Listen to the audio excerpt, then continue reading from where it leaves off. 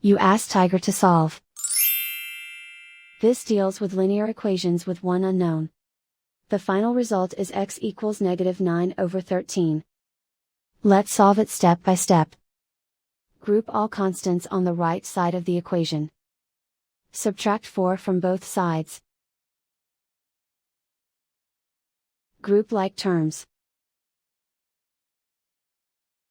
Simplify the arithmetic.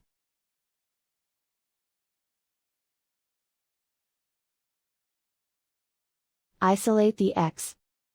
Divide both sides by -13. Cancel out the negatives. Simplify the fraction. Move the negative sign from the denominator to the numerator. And so the final result is x equals -9/13.